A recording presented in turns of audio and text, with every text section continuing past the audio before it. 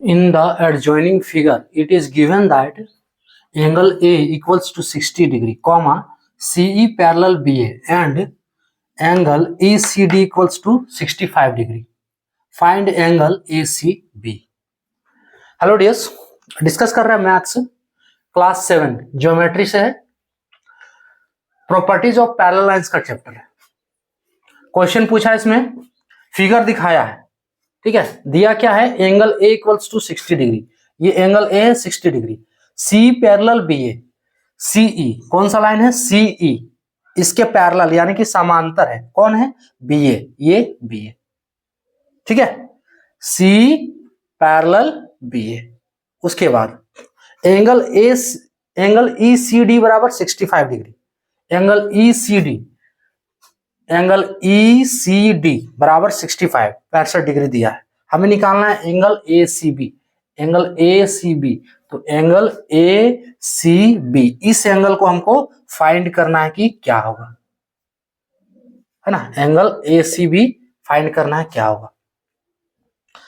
अब देखो एक बात ध्यान दो, सबसे पहले यहां जो है ए बी समांतर सी है ना, ए बी पैरेलल सी,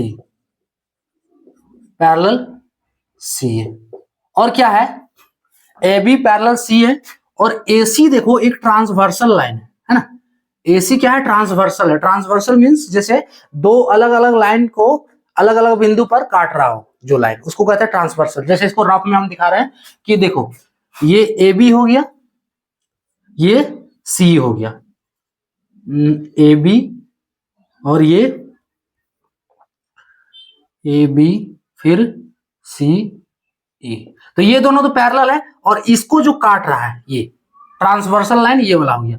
मान लो इस लाइन का नाम कुछ दे देते, एल नाम दे देते, तो ये हो गया एल जो है वो ट्रांसवर्सल लाइन हो गया।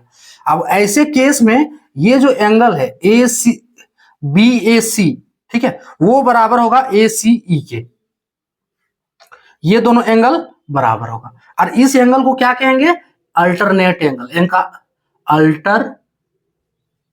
अल्टरनेट एंगल इसको कहेंगे, जिसको कहते हैं एकांतर कोण। तो यहां समझ लो वही केस यहां पे दिखाएगा। देखो बी ए क्या है, और हाँ बी ए और ई सी क्या है, पैरेलल है एक दूसरे का, और ए सी जो है ट्रांसवर्सल है इस दोनों लाइन पर। तो ऐसे केस में बी ए सी, ठीक है, बी ए सी जो है वो कोण, वो बराबर होगा ए सी ई के, यानी सीधा समझ लो कि ये जो कोण ए 60 डिग्री है, ठीक है, ये कोण 60 डिग्री है, वो कोण सी के बराबर होगा। क्लियर, ये कोण 60 डिग्री कोण सी के बराबर होगा। A B parallel C and A C, यहां लिख दे रहे ए सी इज ट्रांसवर्सल, ठीक है। ऐसे केस में एंगल बी ए सी बराबर क्या होगा, angle A C E, angle A C ई, और इसको क्या कहते हैं, अल्टरनेट एंगल, अल्टरनेट एंगल कहा जाता है इसको, एकांतर कोण। क्लियर। अब देखो एंगल बी ए सी का वैल्यू दिया है, किसका दिया है, हाँ ये जो एंगल 60 डिग्री कोण है ना, यही तो है, इसका पूरा नाम है बी ए सी, यहाँ पे लिखा हुआ है 60 डिग्री, एंगल ए बराबर 60 डिग्री, यानी कि एंगल बी ए सी बराबर 60 डिग्री।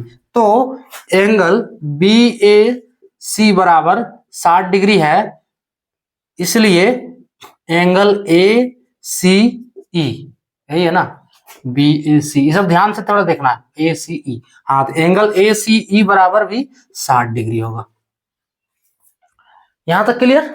उसके बाद ये तो आप हो गया 60 डिग्री, क्या आप निकाल सकते हो कि ए सी बी क्या होगा, ये 60 डिग्री हो गया। अब इसका रफ देखो थोड़ा, ठीक है, हम क्या करते हैं, ये स्ट्रेट लाइन है, ठीक है, स्ट्रेट लाइन है पूरा। अब यहां पे पॉइंट क्या दिया है, यहां पे पॉइंट सी है, तो ये पूरा एंगल कितना होगा, 180 होगा कि नहीं, ये पूरा एंगल 180 होगा। और इसी एंगल को दो लाइन इसको डिवाइड कर दिया, देखो जो ऊपर से है ना, यही दो लाइन है, एंगल ए सी और सी, इसी को डिवाइड किया 180 को, यानी कि ये तीनों को जोड़कर कितना हो जाएगा, 180 हो जाएगा। ये पूरा अकेले 180 था, ध्यान से देखो, फिर देखो इसका ग्राफ, नहीं आ रहा है तो फिर से देखो एक बार, ये पूरा 180 था, ठीक है, यहाँ पे सी पॉइंट 180। अब इसको दो लाइन डिवाइड कर दिया, इस कोण को, एक लाइन फिर दो लाइन, तो ये डिवाइड किया। अब ये तीनों मिलाकर भी तो 180 होगा ना, इसको सिर्फ डिवाइड किया, कुछ नहीं किया, तो तीनों एंगल को मिलाकर भी 180 होगा, तो ये तीनों एंगल को मिलाकर 180 कर दो। कौन कौन सा एंगल अब आएगा इस पे, देखो तीन गो एंगल कौन वाला है, एगो ए सी बी पहला एंगल, ए सी ई अगला एंगल दूसरा वाला, और एंगल ई सी डी आ रहा है। ये तीनों एंगल मिला के कितना हो जाएगा, 180 हो जाएगा। अब ध्यान दो, यहां पे थोड़ा समझ लो, समझना ही पूरा काम है। तीनों मिला के 180 हो रहा है, ठीक है, जिसमें से दो का वैल्यू दिया है तो बाकी तीसरा वैल्यू नहीं निकलेगा, दोनों को जोड़कर 180 में घटा दो तो ये तीसरा वैल्यू हो गया आपको जो फाइंड करना। तीनों का वैल्यू 180, अरे ये पूरा 180 है, तो ये पूरा 180 है, यानी तीनों का वैल्यू 180 है, ठीक है, तो दो का वैल्यू हमको दिया हुआ है और ये को निकालना है, तो दोनों को जोड़कर 180 में घटा देंगे, तीसरा वैल्यू निकल जाएगा, कर सकते हो। सो देखो यहाँ angle A C B, angle A C B plus angle A C E plus angle C E D, E C D ना, ई सी डी बराबर 180 degree. Angle A C B हमको निकालना है, प्लस ए सी ई का value हम अभी निकालें 60 degree, ए C ई का वैल्यू 60 डिग्री प्लस ई सी डी का वैल्यू, ई सी डी का वैल्यू दिया हुआ है, ई सी डी का वैल्यू कितना 65 डिग्री बराबर कितना हो गया 180 degree. So angle A C B और का ध्यान दे दो, प्लस 60 60 120 और 5 125 डिग्री बराबर 180 डिग्री। इसलिए एंगल ए सी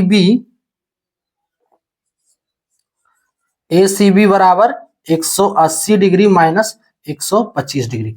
क्यों होगा माइनस, उठाकर आरएचएस में ले जाएंगे तो प्लस से माइनस होगा। सो इसको जब घटाते हैं तो एंगल ए सी बी जो हमें फाइंड करना था, 80 में 25 घटाओ, 100 का तो काम खत्म, तो 80 में 30 घटाएंगे तो 50, तो 80 में 25 घटाना है तो 55 डिग्री, ये इसका आंसर हो गया। यानी कि जो हमें फाइंड करना था ए सी बी का वैल्यू कितना हो गया, ये एंगल हमें निकालना था, ये वैल्यू हो गया 55 डिग्री।